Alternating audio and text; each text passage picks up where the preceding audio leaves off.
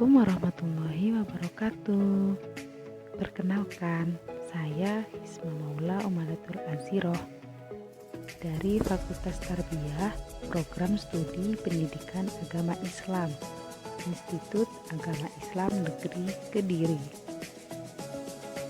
Nah, di sini saya akan mempresentasikan laporan hasil kegiatan magang 2 di MTSN 3 Kediri yang berlokasikan di Jalan Pahlawan nomor 74 Guliler, Purwoasri. Baiklah, langsung saja. Yang pertama yaitu hasil telaah kurikulum dan perangkat pembelajaran yang digunakan oleh guru.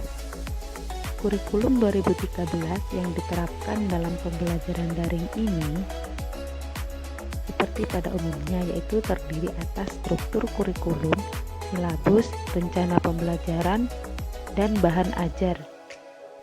Perbaikan dalam kurikulum 2013 yang telah dilaksanakan di berbagai sekolah termasuk di MTSN 3 Kabupaten Kediri sendiri.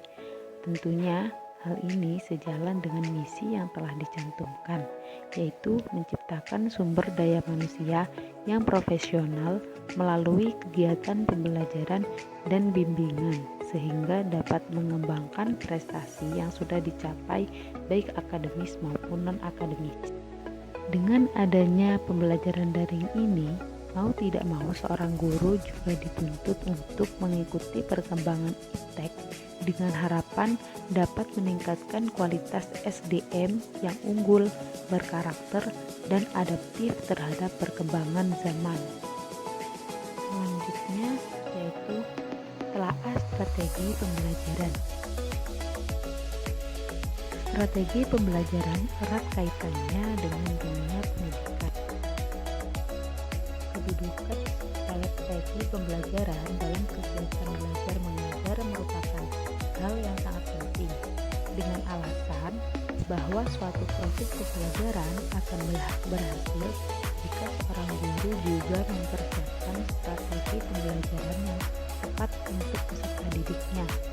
Sama halnya dengan yang dilakukan oleh Bapak Muhammad Bahrul Muin, Sarjana Pendidikan, selaku guru pengampu mata pelajaran Akidah Akhlak. Beliau juga harus mempertimbangkan antara materi dengan strategi, serta bahan ajar apa yang harus digunakan untuk membantu para siswa mampu mengerti dan memahami pokok bahasan dalam setiap bab yang dipelajarinya. Kemampuan siswa yang berbeda-beda juga menjadi tantangan tersendiri bagi seorang pendidik agar mampu menyampaikan materi yang sama dengan tujuan untuk memberikan materi yang relevan bagi siswa dalam kehidupan sehari-hari, baik di lingkungan keluarga, lingkungan sekolah, dan lingkungan bermasyarakat. Kemudian ada telaah sistem penilaian. Pada tahap penilaian yang dilaksanakan dalam proses kegiatan belajar mengajar sangatlah penting. Ada berbagai macam jenis penilaian yang terdapat pada kegiatan belajar mengajar yang sedang berlangsung.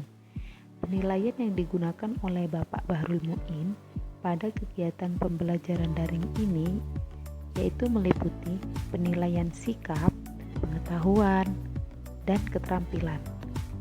Penilaian yang dilakukan tidak hanya menuntut siswa untuk mencari jawaban atas tugas tersebut, akan tetapi lebih dari itu, diharapkan siswa mampu memahami dan menggali lebih dalam materi yang telah disampaikan dan dipelajari pada saat jam pelajaran. Baiklah, selanjutnya adalah rencana pelaksanaan pembelajaran atau yang biasa disingkat menjadi RPP. Di situ saya sudah mencantumkan contoh rancangan RPP pada mata pelajaran Akidah Akhlak kelas 9 semester genap dengan materi kisah keteladanan Utsman bin Affan dan Ali bin Abi Thalib. Rancangan perangkat pembelajaran yang digunakan di MTSN 3 Kabupaten Kediri ini menggunakan jenis RPP versi terbaru, yaitu RPP 1 lembar yang telah diperintahkan oleh Kemendikbud untuk bisa lebih menyederhanakan rancangan RPP yang akan digunakan dalam proses pembelajaran. Bukan tanpa alasan, dengan berlakunya kebijakan baru ini akan lebih memudahkan seorang guru agar dapat menyampaikan secara maksimal capaian indikator serta tujuan pembelajaran secara maksimal. Oke, selanjutnya adalah pengembangan media pembelajaran. Dunia pendidikan selalu berkembang seiring dengan berkembangnya dunia. Begitu juga dengan sarana dan prasarana pendidikan semakin memadai dan semakin lengkap. Perkembangan teknologi pada akhirnya juga merambah kepada dunia pendidikan. Teknologi dalam pembelajaran bisa menjadi sarana pembelajaran, metode atau media dan sebagai sumber belajar bagi peserta didik. Sebagai sarana, teknologi merupakan alat untuk memperlancar pembelajaran. Sebagai metode atau media, teknologi sebagai inovator agar pembelajaran menjadi lebih menarik. Sedangkan sebagai sumber belajar, teknologi sebagai salah satu penyedia informasi bagi peserta didik. Nah, di MTSN 3 Kabupaten Kediri ini, dalam proses belajar mengajar pada masa pandemi ini, sekolah melakukan pembelajaran daring.